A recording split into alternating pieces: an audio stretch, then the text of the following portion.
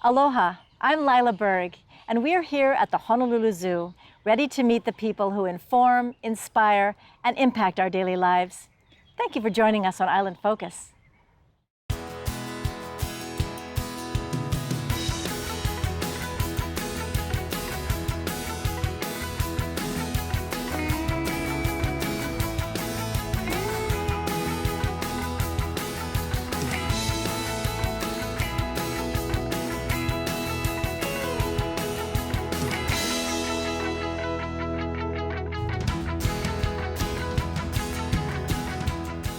So when was the zoo actually founded?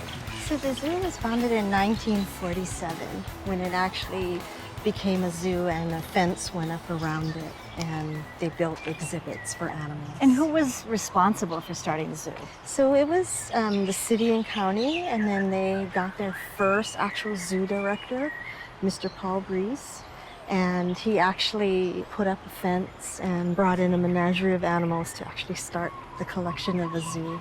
But these animals you are sharing Yes. are the oldest residents. Yes. Oh my gosh, Galapagos tortoises? These are Galapagos tortoises, and they're from the Galapagos Islands. And some of these tortoises were actually brought into captivity in 1929. Oh my goodness. So the zoo acquired some, and we have a population here still sustaining. So some of these are our oldest residents. Coming in 1929 to Hawaii. Hawaii wasn't even by ship.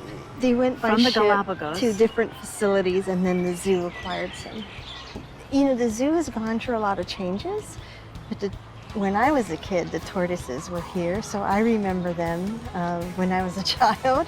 Makes you feel like a child again, Yeah. right? Thank you. Thanks so much for giving us a little history.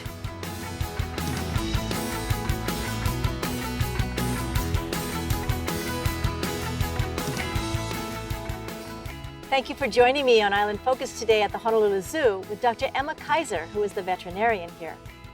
Glad you're with us. Thank you. Thank you for taking the time as well. You have a large responsibility as a vet here. Yeah, it can Literally be large, right? Yes, exactly. It can be a challenge dealing with those large animals, in addition to the real small guys, like the very small So birds. did you grow up in a place where those large animals existed? I mean, how did you even think about becoming a vet at a zoo? No, I'm from Michigan, so I basically was always really interested in wild animals in general and tried to get as involved as I could in conservation as I went through school, and then was lucky enough to get some opportunities to work with wildlife, both small and large, and ended up being able to work in the zoo field. We've heard quite a bit today about the conservation role that zoos are playing, at least Honolulu Zoo.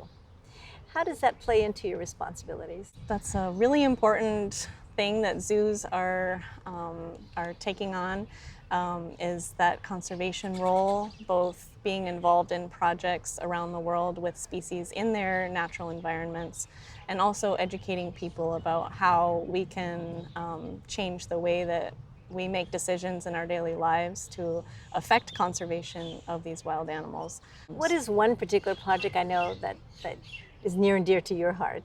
Yeah, this past year we partnered with the Hawaii Wildlife Center, and they're based on Big Island of Hawaii, and we are doing a soft release program with the Oʻahu, which is the white tern or fairy tern. These birds, oftentimes, because they're based in an urban environment in Honolulu, many people find them on the ground, usually as chicks or maybe if they have an injury, and they'll turn them in. And so then the question is, what do we do with them at that point? So Hawaii Wildlife Center takes them in, they rehabilitate them to the point where they can be what's called soft released and send them to the zoo. And what we do is we allow them to become accustomed to their natural environment once they're able to fly freely, and provide them supplemental feeding so that they can still get the nutrition that they need while becoming accustomed to their natural environment. And then usually we provide 2 to 3 feedings of fish a day for these birds. and eventually you'll see over the months, one by one, they take leave. off and they leave, and that's what we Must be want. a little bit sad though sometimes, isn't it? Yeah, it's a little bit sad, just getting attached to individuals that we've been feeding for a while, but that's the main goal, is to get them back into the wild where they belong. So it's very rewarding. So since you've become the vet here, the veterinarian, and the resident doctor for the animals, what's one situation, just very briefly, that comes to mind where you really felt that your role was meaningful? I think developing a preventive medicine goal at the zoo is really important. I think sometimes in the past, zoo medicine was a lot of kind of managing issues as they came up, as people were learning how to take care of these wild animals in captivity. And I think that now we have a pretty good handle on how to perform preventive medicine, meaning vaccines, routine blood analysis, those sort of things, so we can keep them healthy longer. And knowing what they can be fed in captivity that is more natural to their system, so that they can stay healthy for longer. I think that's the biggest contribution. Well, that's very reassuring to hear, and I appreciate you taking the time to encourage us to come see the zoo, because the animals are so well. Yeah. Thank you very much for joining us. Thank you very much. Thank you for listening in to my conversation with Dr. Emma Kaiser, who's the veterinarian here at the Honolulu Zoo. Mahalo.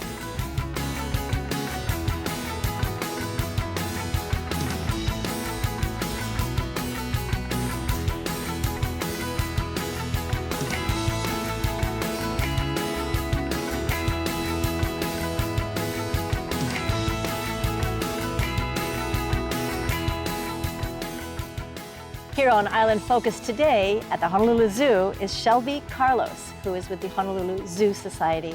Appreciate you being with us. And thank you as well for taking the time.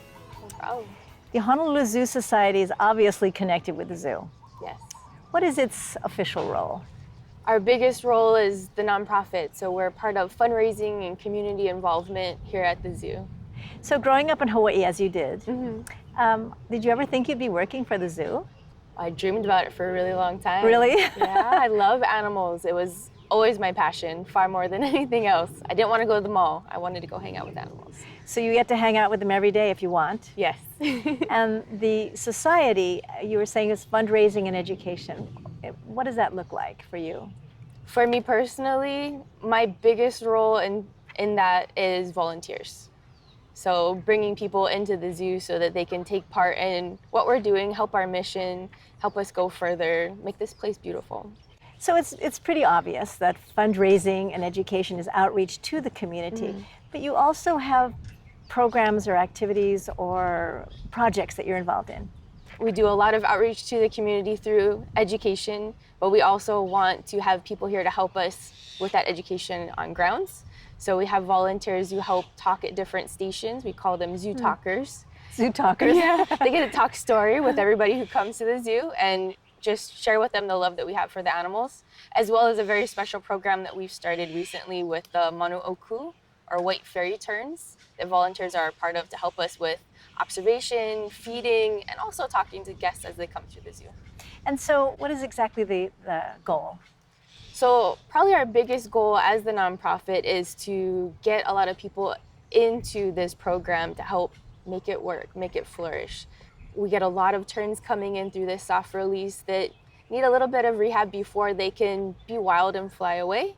And that means a lot of man hours and people that we need help to play with fish to feed them, or so you write down rehabilitate the information. birds? So we're not doing like physical rehabilitation. It's more of getting them used to fishing on their own, making sure that they know that they can come back to a certain tree and get food, and that we can check on them, make sure they're doing well before maybe they get adopted by a wild tern, or they just follow others and figure out how to make it work as an adult. So explain a little bit more how these terns would lose their way, lose their natural way. Sure.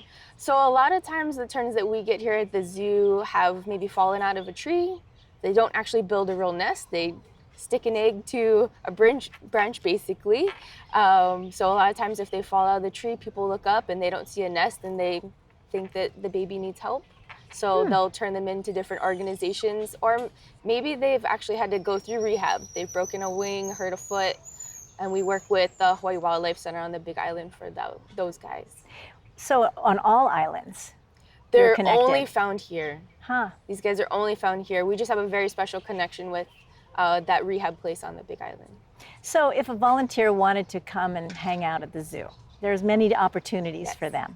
Do they get training as well? Or? Oh, yes. And what would that look like? So specifically for this program, for the Manooku, training is a couple part training where we're actually just going through the behavior, identification, touching base with other organizations that have been a part of making this happen, so you can learn about the history. And then knowing what a day-to-day looks like when you come here. How are we feeding? What tools are we using? How to behave appropriately around a rehabbed animal, especially a bird, right? And if I wanted to be a talker, a zoo talker at the monkey cage, you know, at the monkey place, what kind of training would that entail? So docents normally have a 3-part training. So we have 3 different nights that they would come and learn about zoo history, learn about all the different stations that we have in the zoo, so that you can be aware of everything that's going on, not just the monkeys. And then going really in depth on that animal information and different conservation projects, so that you have the best tools in your pocket while people come and ask you questions. How interesting. Well, I hope the listening public will phone in and connect with you, because it sounds like you love what you do. I do, and I love having people come here and share that too. Thank you very much for your time. Thank you. Thank you for joining us at the Honolulu Zoo in my conversation with Shelby Carlos, who's with the Honolulu Zoo Society. Mahalo.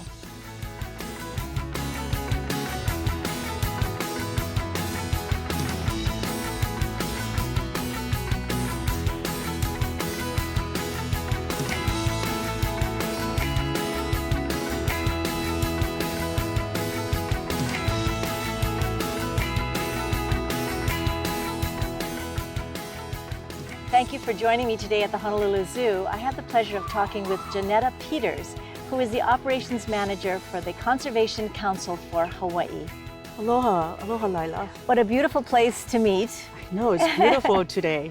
Yes. And to hear a little bit more about what the Conservation Council for Hawaii does. So we're a nonprofit organization, environmental organization started in 1950. So next year will be our 70th anniversary. We're the oldest environmental company or organization in the state of Hawaii.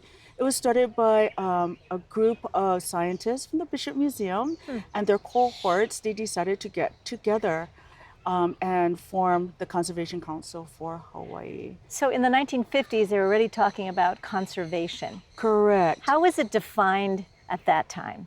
Well, you know, they distinguished that Hawaii was already losing a lot of their native endemic species. And so the council advocates for correct behavior in the public? Correct. And our goal is to educate the public on what's happening in Hawaii's native environment. We are working on a campaign for invasive species that specifically targets the seabirds right now. And when you talk about invasive species, it's another animal, or? It is another animal, or, you know, invasive species could be anything that's not native, that's... Like the mongoose came correct. in, right? The mongoose and the rat, you know, the fire ant. And the feral cat problem is really out of control. We have films that we can see that the feral cats go into bird burrows and, you know, get the chicks and eat them and destroy the eggs and just destroy burrows specifically, especially for the seabirds. So it sounds as if conservation from your mission's perspective is about preserving what we have and protecting. Right, and protect whatever we have here at this moment. How do you do that?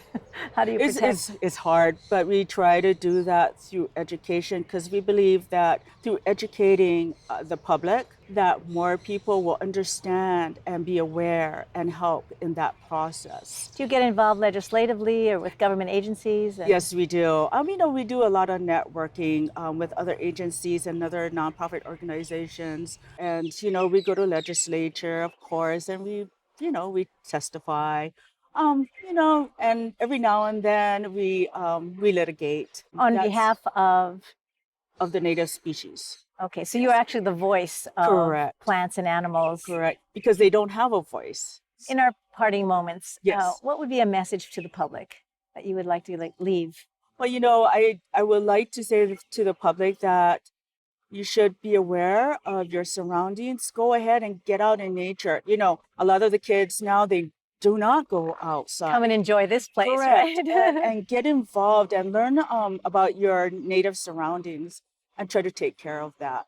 And every little bit counts. And perhaps in the schools, there could be a little bit more information that's Correct. shared, not And- only advocacy. Right. And another thing that Conservation Council does, every 2 years, we produce an educational poster and we send it out to every school in the state. It's a competition or it's a... No, we produce Information. it as an information and a Wonderful. teacher's guide. Thank you so much for spending a little bit of time with us. Oh, thank you, Lyla.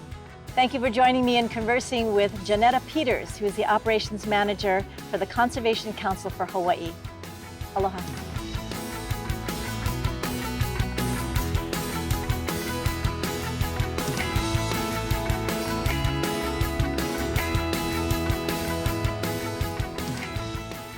We have a variety of primates here. We've been watching this all morning, and they're fabulous, these ones. They are gibbons, Siamang, to be specific, yes. and they play a lot. They With do. all of their toys. They have a lot of toys, especially for our youngest one. We have a dad, Elvis, and a younger girl, Ele, his daughter. So she So- loves to play. They love to play, and play is also really important for the zoo. Yes, very important. One of the best ways that I love to play at the zoo, with definitely for our animals, is enrichment. So building toys, making things for them so they stay mentally, physically You happy. have those opportunities for kids to participate, or for Of course. Public? Yeah, probably our biggest one, we're super excited about it, is gonna be for this summer Red, White, and Zoo event. So everything kind of in that color theme, all enrichment, on a schedule, similar to our Christmas with the Animals, which has been super popular. So people can come watch our animals open up their gifts on a schedule. how wonderful. And so that's this summer, and That's then this summer. it's a whole day event, or evening too, or So the first basically half of the day is all about the animals getting presents, and then the second half will be live music for the saloon pilots and picnic food. So anything Concert. 4th of July, but definitely the concert is the fabulous, highlight. fabulous. Yes. Well, thank you for taking such good care of the animals. Thank you. I love this one.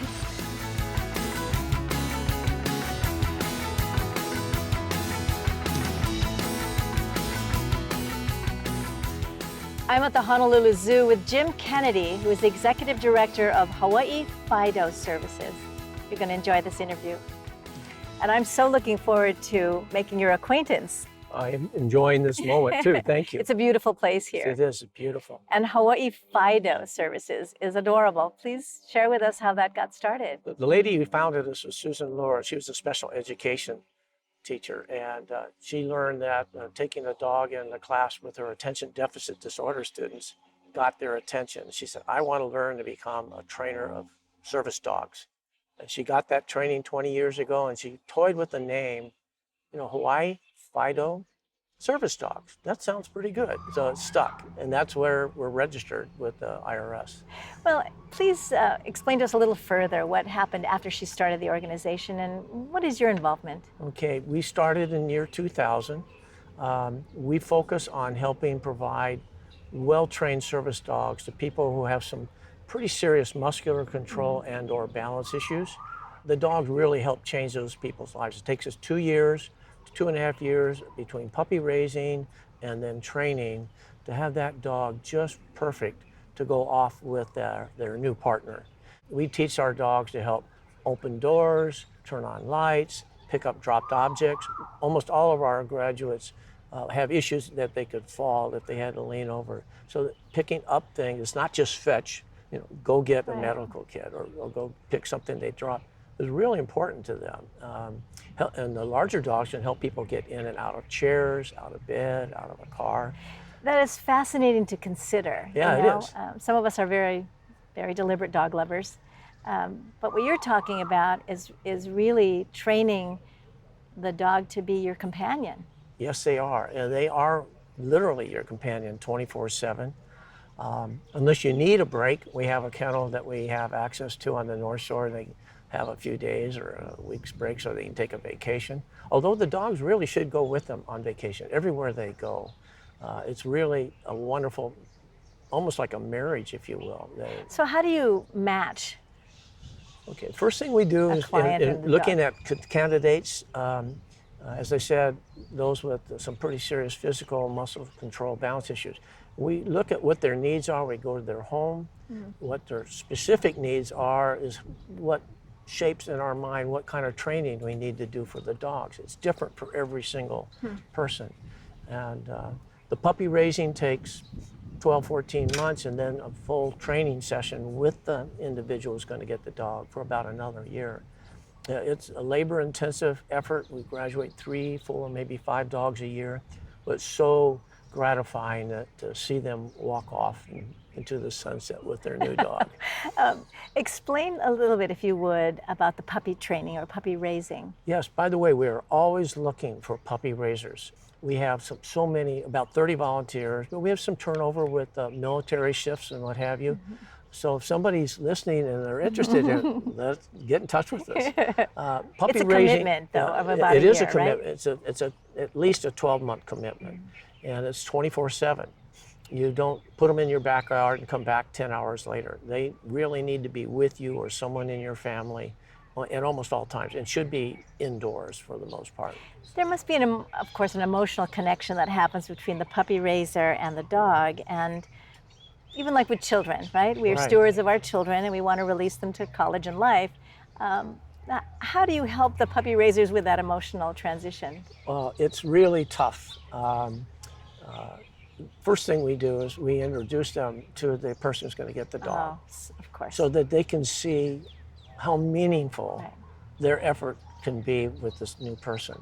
I know firsthand, my wife is blind and has had 3 dogs, guide dogs, for the last 19 years, and we're like brothers and sisters to those who raised them. That's not always the case, but seeing how the dog grows up to help that person is gratifying. But you are right, to turn over a dog that you've had for 12 and 14 months is really very difficult for some people. Some address it by jumping right in again and start raising another dog. Some say, I need to think about that. Well, your information will be on the screen, and Yes. people can contact you. And I want to thank you very much for taking a few moments to share with us the organization, but also your dedication to helping people in Hawaii. Well, we thank you very much for this outreach opportunity.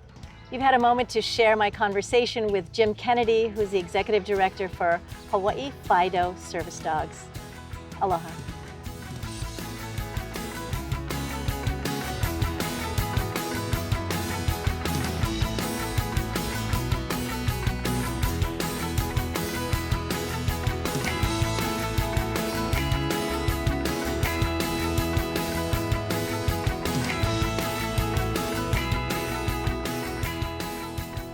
How fortunate we are today on Island Focus to have the opportunity to speak with Aaron Enriquez, recent graduate of Pearl City High School and a representative of the Hawaii Kids Can program. Thanks for joining us. Mahalo for taking the time. Thank you. Although you're a graduate now, Yeah. you have lots of time. Yeah, it's really exciting and really weird. What's on the plans now? I'm headed to Washington, D.C., and I'll be attending American University, where I'll be majoring in international relations. International relations, fabulous. And I know that were a participant in the Hawaii Kids Can program this last year. How did it inspire you or motivate you or influence you in any way? So prior to Hawaii Kids Can, I knew that I wanted to go to international relations, but there wasn't really anything there to push me in that direction or just to support me in that. And Hawaii Kids Can has done just that for me. I've been exposed to so many things that I never would have thought I'd do or see. I've met so many interesting people. It's great. So maybe explain a little bit more about the mission and your involvement with Hawaii Kids Can. So Hawaii Kids Can really believes in the power of student voice, especially in our education system. Hawaii Kids Can really believes that students should make the choice about what we should learn and how do we learn, because education and students change over the years. So it was advocacy, as well as information and action. And there was a special program that you were involved with, though. Yes, so I was a part of the smaller extension part of it called WAVE, which stands for We Are Voices of Excellence. And we take everything that we learned in Hawaii Kids Can, we'll actually put it in action. So we'll be meeting with the leaders and meeting with teachers and administrators, and we get to have these conversations that as students we don't really think we could have, and we'll break down the barriers between like, this is the adult and I'm the student, I can't talk to them about this. And with WAVE at Hawaii Kids Can, you had immediate action and Yes. results. Yes. What's an experience that comes to mind quickly where you got it, that it's possible for young people to have a voice? So through WAVE, I got to help speak like a little bit at the Schools of the Future conference. And it was really interesting just to meet with like different principals and different teachers, because they were there to listen to me about what I think about school and how I learn and how do we make education better. If you had a piece of advice for anyone who's listening and might want to get involved, what would that be? Go for it. If you have an opinion, you should be able to feel free to speak it, even because education directly affects the students, and students should be the one to speak out about it. And how did you even get involved with Hawaii Kids Can? It was really random.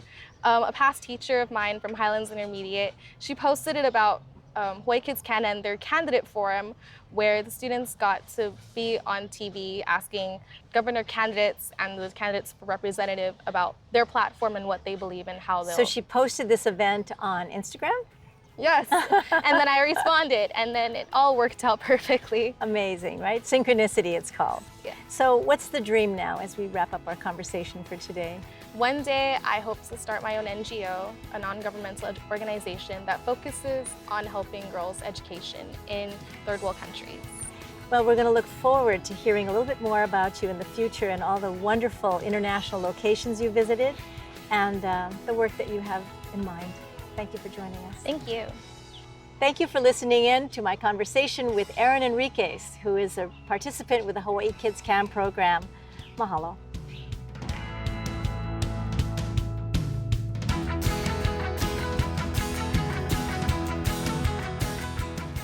Mahalo to the Honolulu Zoo for hosting us today, and to you for tuning in to Island Focus. I'm Lyla Berg.